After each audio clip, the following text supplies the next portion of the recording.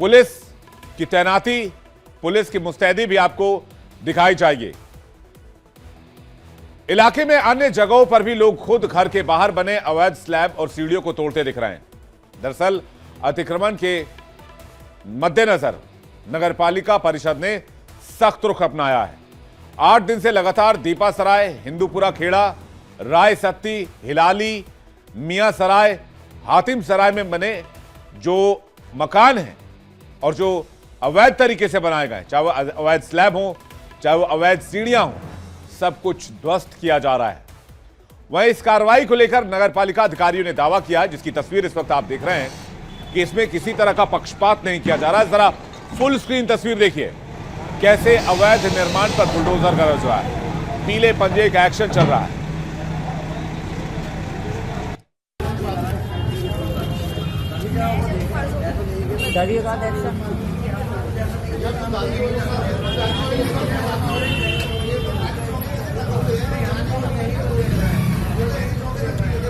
तो देखा आपने, ये कार्रवाई सभी अवैध निर्माणों के खिलाफ की जा रही है। इसके साथ ही कार्रवाई को आगे जारी रखने की बात भी नगर पालिका के अधिकारियों की तरफ से कही गई है। इधर लग रहा है सांसद जियाउर रहमान बर्क के शायद दिन ही अच्छे नहीं चल रहे। सिर्फ उनका घर ही मुसीबत में नहीं है, यह मामला उनके पिता से भी जुड़ रहा है, जिसमें अब उन पर भी कानूनी तलवार लटक रही है। बिजली चेकिंग के दौरान विभाग के अधिकारियों को धमकाने के आरोप में सपा सांसद जियाउर रहमान बर्क के पिता ममलूक रहमान बर्क पर एफआईआर दर्ज हो चुकी है। इस बीच ममलूक रहमान का वीडियो भी सामने आया है, जिसमें वो अधिकारियों पर भड़कते दिखाई दे रहे हैं। वीडियो में ममलूक बिजली अधिकारियों कर्मचारियों से कह रहे हैं, ये सरकार जाएगी तो तुम्हारा कबाड़ा कर देंगे। असल में एसपी सांसद जियाउर रहमान बर्क पर बिजली विभाग ने 1 करोड़ 91 लाख का जुर्माना लगाया है। जरा वीडियो आपको दिखाते हैं। वॉल फैन एक एग्जॉस्ट फैन, 2 वॉल फैन। और बदल जाएगा तो ये सरकार रहेगी ना, तो तुम्हारा कमाल कर सकते। देख लो साहब, देख लो। सर फ्रिज, हमारी सरकार वॉल फैन 2। तो सुना आपने किस तरह से पीछे से आवाज आ रही है, जिसमें कहा जा रहा है कि हमारी सरकार आने दो, तुम्हारा कबाड़ा कर देंगे। जबकि कार्रवाई बिजली चोरी के मामले में की जा रही है। सांसद बर्क पर बिजली चोरी का आरोप लगा है। बिजली विभाग ने उनके खिलाफ एफआईआर भी दर्ज करवाई है। सांसद के घर में 0 मीटर रीडिंग के बाद प्रशासन एक्शन में है।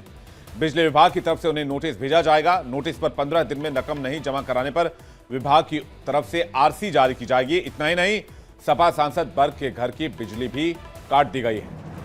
आइए अब आपको सुनवाते हैं कि जिन अभियंताओं को धमकी दी गई, अब उनका इस मामले में क्या कहना है। वहाँ जब अंदर विद्युत भार की गणना की जा रही थी, ऊपरी तल पर उनके सांसद साहब के पिता मौजूद थे। वो ये इसी तरह की बातें कर रहे थे, सरकार बदलेगी, वक्त हमेशा एक सा नहीं रहता, वक्त बदलता है, सरकार बदलेगी तो आपका कबाड़ा कर देंगे और आपके खिलाफ भी कार्रवाई कराएंगे। और जो भी आप वीडियो हमारी बना रहे हैं, हम आपकी वीडियो बना रहे हैं, आपके खिलाफ आप हमारी एफआईआर करें, हम आपकी एफआईआर करा रहे हैं। हाँ, वो हमारे अबर अभियंता बता रहे हैं, मैं तो नहीं गया था वहाँ पे। अबर अभियंता हमारे उपखंड अधिकारी गए थे, तो अबर अभियंता ने बताया कि हमको हमारे परिवार को धमकी दी गई कि मेरी सरकार आएगी तो फिर आपको देख लिया जाएगा। जो है, क्या नाम है उनका? किसने धमकाया सर? थोड़ा आगे सांसद जी के पिताजी ने धमकाया। हाँ, क्या धमकाया? बोलने दीजिए। अभी आपको ऑडियो क्लिप उसका वीडियो रिकॉर्डिंग में है, हाँ, धमकी दिया गया उनके द्वारा। हाँ, उसके लिए अभी हम लोग एफआईआर। तो बर्क क्यों बुरे फंसे हैं, ये आगे आपको बताएंगे, लेकिन उससे पहले आपको बताते हैं कि संभल में जुमे की नमाज के बीच आर्कियोलॉजिकल सर्वे ऑफ इंडिया ने 5 महत्वपूर्ण तीर्थों और 19 कुओं का आज निरीक्षण कर लिया। जिला प्रशासन की मदद से इंस्पेक्शन हुआ है। इसे पूरी तरह से मीडिया की मौजूदगी से दूर रखा गया, क्योंकि एएसआई ने प्रशासन से अनुरोध किया था कि इस सर्वे को किसी भी प्रकार से मीडिया की कवरेज से बचाया जाए। इस दौरान पूरे संभल में सुरक्षा के बेहद कड़े इंतजाम किए गए थे। दरअसल ये सर्वे सुबह करीब 6 बजे शुरू हुआ। इसमें प्रमुख तीर्थ स्थलों जैसे कि भद्रकाश्रम, स्वर्गदीप, चक्रपाणी और प्राचीन तीर्थ शमशान मंदिर शामिल थे। इसके अलावा 19 कुओं का भी एएसआई ने जायजा लिया है। इन सभी स्थानों को ऐतिहासिक लिहाज से काफी महत्वपूर्ण माना जाता रहा है और इन्हें संरक्षित करने की दिशा में ये निरीक्षण बेहद अहम कदम माना जा रहा है। एएसआई की टीम ने प्रशासन से विशेष अनुरोध किया था कि इस निरीक्षण के दरमियान मीडिया को निरीक्षण से दूर रखा जाए, जिसके चलते प्रशासन ने मीडिया को मौके से दूर रखा। माना जा रहा है कि सुरक्षा में किसी तरह की चूक या एएसआई के काम में कोई रुकावट ना हो, इसलिए ऐसा फैसला किया गया था। एएसआई ने आज सुबह से जो सर्वे है वो स्टार्ट किया था और उनका सर्वे कंप्लीट हो गया है। उन्होंने कुछ कूपों का, नए मिले हुए मंदिर का और तीर्थों का सर्वे किया है, और जो भद्रकाश्रम है, स्वर्गदीप है, चक्रपाणी है और प्राचीन तीर्थ शमशान मंदिर समेत जो 19 कूप हैं उन सभी का निरीक्षण उन्होंने किया है। जो अभी नया मंदिर मिला है उसका भी सर्वेक्षण उन्होंने किया है। अलग अलग हैं, जैसे चतुर्मुख कूप है उसका निरीक्षण किया है, ये जो मोक्ष कूप है उनका किया है। तो जितने कूप थे उन सभी का एक बार कर लिया, क्योंकि पैमाइश उन्होंने कहा था वो करवा के हमने पहले रख ली थी ताकि किसी प्रकार की देरी नहीं हो। आज उन्होंने उसका। और आइए अब आपको बताते हैं कि एएसआई की टीम ने जो सर्वे किया और जिन ठिकानों की बारीकी से पड़ताल की, जिन कूपों की बारीकी से पड़ताल की, उन कूपों के नाम क्या हैं। चतुर्मुख ब्रह्मकूप, अमृतकूप, अशोक कूप, सप्तसागर कूप, बलिकूप, धर्मकूप, ऋषिकेश कूप, परासर कूप, अकर्म मोचन कूप, धरणी बाराह कूप, भद्रका आश्रम तीर्थ, स्वर्गदीप तीर्थ, सतीमठ, चक्रपाणी तीर्थ, प्राचीन कूप स्थित एक रात वाली मस्जिद के पास और प्राचीन कूप स्थित जामा मस्जिद परिसर के पास, प्राचीन कूप स्थित बाल विद्या मंदिर के सामने, प्राचीन कूप स्थित न्यारियों वाली मस्जिद के पास, प्राचीन कूप स्थित गद्दियों वाला मोहल्ला, प्राचीन कूप स्थित सेठों वाली गली, प्राचीन कूप स्थित एजेंटी चौराहे के पास, प्राचीन मंदिर और कूप स्थित मोहल्ला खग्गूसराय, प्राचीन तीर्थ शमशान मंदिर आर्य कोल्ड स्टोरेज के पास। इन इलाकों में एएसआई की टीम एक साथ पहुंची थी। इस सर्वे को लेकर संभल में मंदिर के पुजारी शशिकांत शुक्ला क्या कहते हैं वो भी आपको सुनवाते हैं।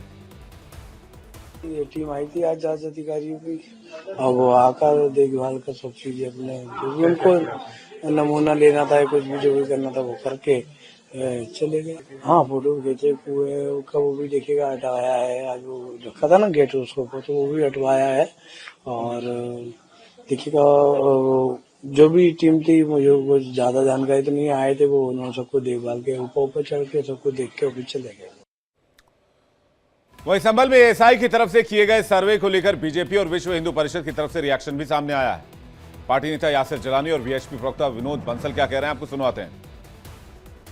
देखिए, ज़ियाउर रहमान बर्ग जो सांसद हैं उनका इतिहास इसी तरह का रहा है कि सौहार्द को बिगाड़ना, आपस के भाईचारा को ख़त्म करना। उनके पिताजी तो बहुत ही इस मामले में मशहूर आदमी रहे। वो तो संसद में वंदे मातरम और जो देश के लिए जो राष्ट्रगान है उस पर भी वो प्रश्न चिन्ह उठा लेते थे। तो उनका काम ही है कि अपने आप को कंट्रोवर्शियल चीज़ों में इन्वॉल्व करके रखना। अब बिजली की चोरी करी है तो बिजली की चोरी अगर पकड़ी जाएगी तो आपको जुर्माना तो देना पड़ेगा। ये तो भारत के किसी भी स्टेट में कोई भी आदमी अगर किसी चीज़ को इस्तेमाल करके चोरी करता है या दादागिरी करके उसके बदले जो चार्जेस देने होते हैं वो नहीं देता है तो ये अपराध है, और अपराध के खिलाफ तो कार्रवाई होती है। और हमारे मुख्यमंत्री जी अपराधियों को बख्शते नहीं हैं, उनको एक समय देते हैं। उनको भी बिजली चोरी में समय दिया गया है, जुर्माना दें बेहतर होगा, क्योंकि उन्होंने तो शपथ लेके संसद में गए हैं, सांसद बने, इतनी बड़ी गलती कैसे कर रहे हैं ये हैरान करती। लेकिन उनकी आदत है, उस पूरे परिवार की आदत रही है, तो अब नहीं चलेगा। वो पहले समाजवादी पार्टी की सरकार थी तो इस तरह की चीज़ें निकल जाती थी, अब नहीं होगा भारत में ऐसा। बेसिकली क्या है कि समाज जब जाग रहा है तो धीरे धीरे चीज़ें सामने आ रही हैं कि किस तरह के उत्पात, उत्पीड़न और वो जो कष्ट हिंदू समाज ने झेले हैं। अभी समाज को पता लग रहा है कि आखिरकार अभी हमारे पास एक अनुकूल सरकार, शासन, प्रशासन है जो हमारी बात को सुन भी सकता है। अभी तक तो ये था कि अतिवादियों के साथ, आतंकवादियों के साथ, या जो कहना चाहिए कि भी देश विरोधी और हिंदुद्रोही लोगों के साथ में सरकारें खड़ी होती थी। तो इसलिए समाज जो है वो किसी तरह से एक तो पलायन को मजबूर था, दूसरी तरफ ये कि वो अपनी जो क्लेम, जो राइटफुल क्लेम्स हैं उनको भी फॉरगिव करना सीख गया था। अब नहीं होने वाला। मुझे लगता है कि अब जितने भी मंदिर हैं, जहाँ पर भी हैं, उनको डिक्लेम करने का काम इन इस्लामिक आतताइयों को शुरू कर देना चाहिए। अपनी समाज ढूंढ रहा है। और आप देखिए कि अपने आराध्य देव की जो स्वयं प्रकट हो रहे हैं उसको कोई रोक थोड़ी सकता है। जिस तरह से पुलिस को लोगों को उकसाने का जिम्मेदार बताया जा रहा था वो अधूरा सच था। पूरा सच तो यह है कि वजूखाने को लेकर अफवाह फैलाई गई और उसके बाद लोगों को भड़काया गया।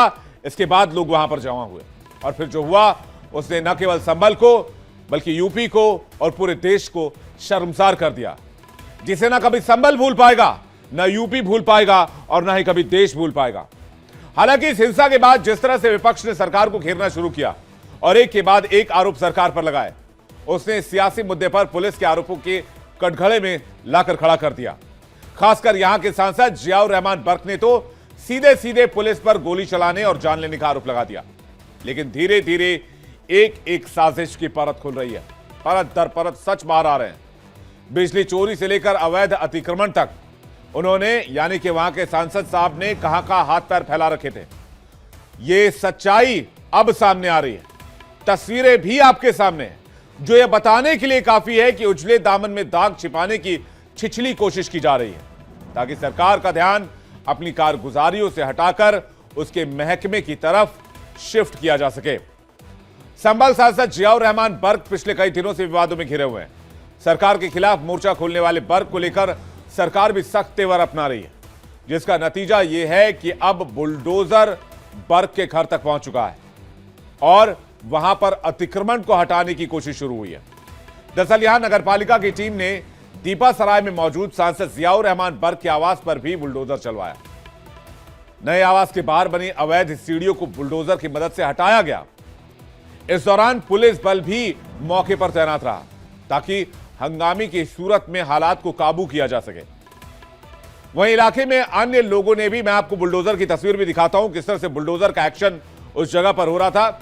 ये देखिए जो तस्वीर इस वक्त आप देख रहे हैं, इस तस्वीर में पुलिस की तैनाती, पुलिस की मुस्तैदी भी आपको दिखाई जाएगी। इलाके में अन्य जगहों पर भी लोग खुद घर के बाहर बने अवैध स्लैब और सीढ़ियों को तोड़ते दिख रहे हैं। दरअसल अतिक्रमण के